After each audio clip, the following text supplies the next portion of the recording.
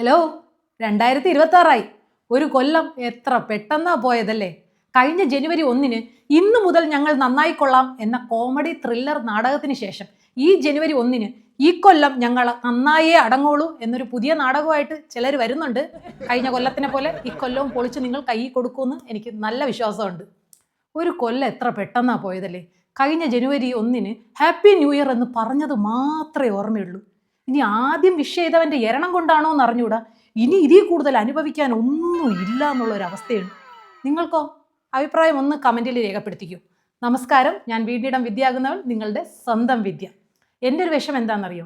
എല്ലാവരും അടുത്ത വർഷം ഞാൻ എൻ്റെ ഈ സ്വഭാവം ശരിയാക്കും, ഞാൻ ഇങ്ങനെ ശരിയാക്കും എന്നൊക്കെ പറയുമ്പം എനിക്കങ്ങനെ ശരിയാക്കാൻ പോലും ഒരു ചീത്ത സ്വഭാവം ഇല്ലല്ലോ എന്നുള്ളതാണ്. ചെറുതായിട്ട് ഇടയൊക്കെ അല്ലേ. ഈ ഓടിക്കൊണ്ടിരിക്കുന്ന മാസമില്ലേ, പുള്ളി ഒന്ന് നിന്ന് തന്നാലല്ലേ എന്തിനിത്ര സ്പീഡെന്നെങ്കിലും നമുക്കൊന്ന് ചോദിക്കാൻ പറ്റുള്ളൂ. 2025 എന്തൊക്കെയാണ് നടന്നത്? 2025 ജനുവരി തന്നെ നമ്മുടെ ഫുട്ബോൾ മുത്ത് വിജയണ്ണൻ പത്മശ്രീ ഇങ്ങ് തൂക്കിക്കൊണ്ടു വന്നു. പിന്നെ AI ട്രെൻഡിങ് ആയി. നമ്മൾ പോലും അറിയാതെ നമ്മളൊക്കെ ചുള്ളന്മാരും ചുള്ളത്തിമാരുമായി. ഡിജിറ്റൽ സാക്ഷരത കംപ്ലീറ്റ് ആയി. അതിനുദാഹരണം എൻ്റെ ഓമനമുമ്മ ഇൻസ്റ്റാഗ്രാമിൽ ഓമലു എന്നുള്ള ചെല്ലപ്പേരുണ്ടാക്കി ഒരു ഐഡിയും ക്രിയേറ്റ് ചെയ്തിട്ടുണ്ട്. കൂടാതെ ഡിജിറ്റൽ അറസ്റ്റും. ഇനി ഫോണിൽ കൂടെ വിലങ്ങും ഗോതമ്പുണ്ടേ മാത്രമേ വീട്ടിലോട്ട് വരാനുള്ളൂ. നമ്മുടെ ലാലേട്ടന് ഫാൽക്കെ അവാർഡ് ലഭിച്ചു. ലഭിക്കാതെ എവിടെ പോവാൻ? വിരലുകൾ പോലും അഭിനയിക്കുന്ന മനുഷ്യനല്ലേ. മാത്രമല്ല നമ്മുടെ നാട്ടിൽ അതിദാരിദ്ര്യം തീർന്നു. അത് നമ്മൾ കോടികൾ ചെലവാക്കി കൊട്ടിഘോഷിച്ച് അറിയിക്കുകയും ചെയ്തു. 8 വർഷം കാത്തിരുന്ന വിധി. നീതി ദേവതയുടെ ത്രാസിൽ പണം വച്ചാൽ തൂങ്ങുമെന്ന് മനസ്സിലാക്കി തന്നു. അമ്മൂമ്മയുടെ പഴഞ്ചൊല്ല് പണത്തിന് മീതെ പരുന്തും പറക്കില്ല എന്ന്. അഥവാ ഇനി പറക്കണമെങ്കിൽ ആ പരുന്ത് ആ പണത്തിനേക്കാൾ പണക്കാരനായിരിക്കണം എന്ന് തെളിയിച്ചു തന്നു. സ്വർണം ഗ്രാമിന് 10,000 കടന്നു.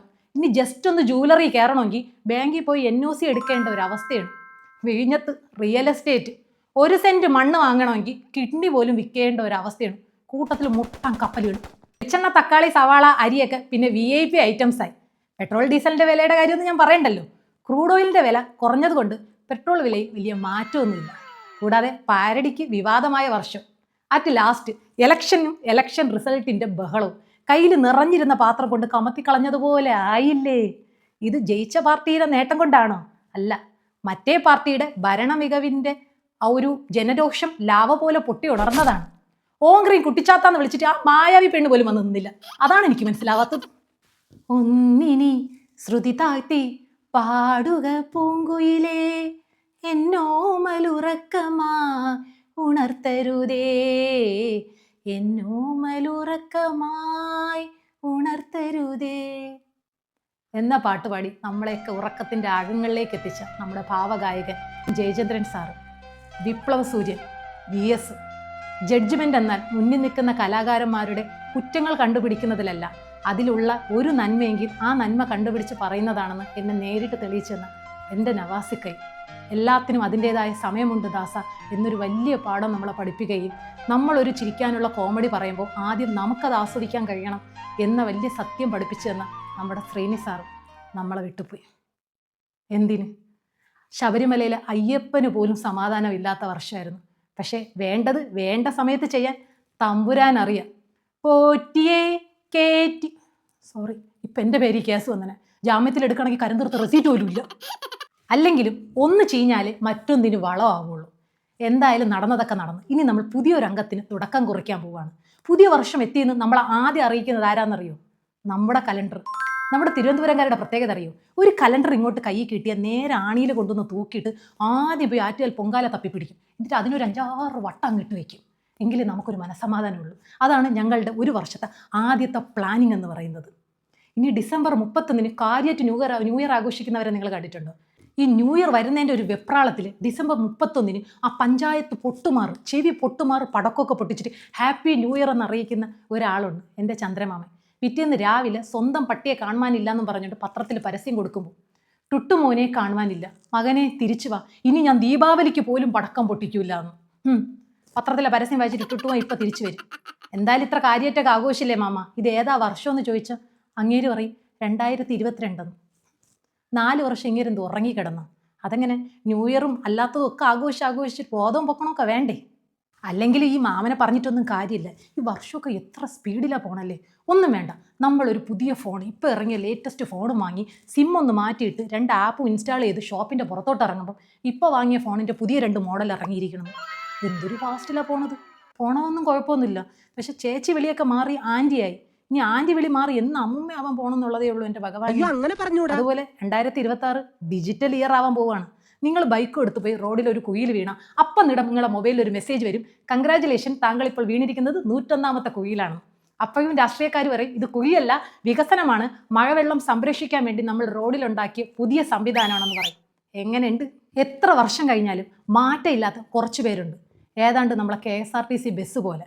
മെട്രോ വന്നാലും കേരളയിൽ വന്നാലും വന്ദേ ഭാരത് വന്നാലും റോഡിൻ്റെ നടുക്കൂടെ നമ്മൾ പോകുള്ളൂ എന്ന് പറയില്ലേ, ഏതാണ്ട് അതുപോലെ. ഇനി പുതിയ വർഷം തുടങ്ങിയോ, നമ്മൾ മലയാളികളാണോ, നമ്മളൊരു പുതിയ പ്രതിജ്ഞ എടുത്തിരിക്കും. അല്ലെങ്കിലും നമുക്ക് സ്വന്തം കാര്യത്തിന് സ്വന്തമായിട്ട് പ്രതിജ്ഞ എടുക്കാൻ ഇനി പ്രധാനമന്ത്രി വന്ന് സത്യപ്രതിജ്ഞ ചൊല്ലി തരേണ്ട ആവശ്യമൊന്നുമില്ലല്ലോ.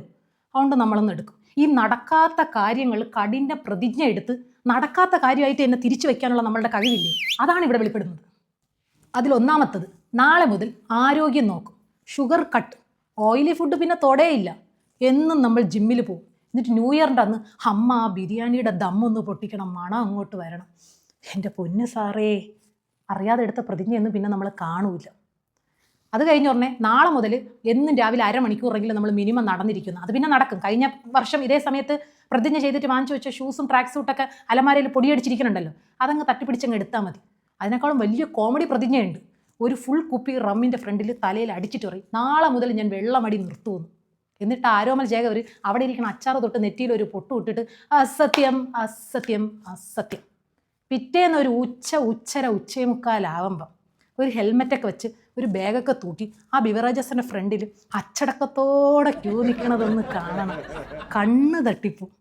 പിന്നെ ഫിനാൻഷ്യൽ ഡിസിപ്ലിൻ അടുത്ത വർഷം മുതൽ വരുത്തും എന്ന് വിചാരിക്കുന്ന എന്നെപ്പോലുള്ള വീട്ടമ്മമാരൊക്കെ പ്രതിജ്ഞ എടുത്തു കഴിഞ്ഞു പറഞ്ഞാൽ നേരെ ആമസോണിൽ പോയി എടുത്താൽ പൊങ്ങാത്തൊരു ചിരവയ്ക്കും ഓർഡർ എടുക്കും. ഇനി കുട്ടികളുടെ പ്രതിജ്ഞ ആണെങ്കിൽ ഈ വർഷം ഞാൻ ഫുൾ A+ വാങ്ങിയിരിക്കുന്നു. അരമണിക്കൂർ കഴിഞ്ഞ് റൂമിൻ്റെ ഫ്രണ്ടിൽ ചെന്ന് നോക്കണം, കൊല്ലടാവനെ കുത്തടാവനെ എന്ന് പറഞ്ഞുകൊണ്ട് ഗെയിമിൽ കിടന്ന് യുദ്ധമാണ്. അല്ലെങ്കിൽ യുദ്ധത്തിൻ്റെ ഇടയിൽ പ്രതിജ്ഞയ്ക്കൊക്കെ എന്ത് പ്രശസ്തിയല്ലേ. എല്ലാ പ്രതിജ്ഞയും എടുക്കുന്നതൊക്കെ നല്ലത് തന്നെ, അത് സ്വന്തം മനസാക്ഷിയോട് മാത്രം എടുത്താൽ മതി.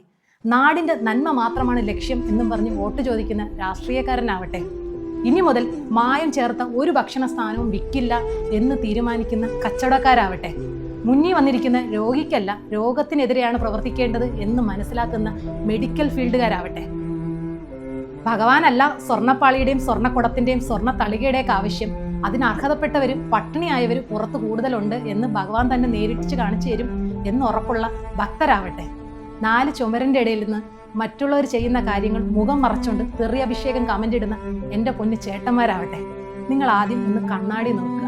നിങ്ങളുടെ പ്രതിബിംബത്തിന് നേരെ നിങ്ങളുടെ കണ്ണിലേക്ക് നോക്കി നിങ്ങൾക്ക് ഒരു കുറ്റബോധവും ഇല്ലാതെ സംസാരിക്കാൻ കഴിയുമെങ്കിൽ നിങ്ങൾക്ക് ഈ ലോകത്ത് എല്ലാം സാധിക്കും. എനിവേ, ആത്മാർത്ഥതയോടെ ഹൃദയത്തിൽ തൊട്ട് ഒരു പുതുവത്സരാശംസകൾ നൽകട്ടെ.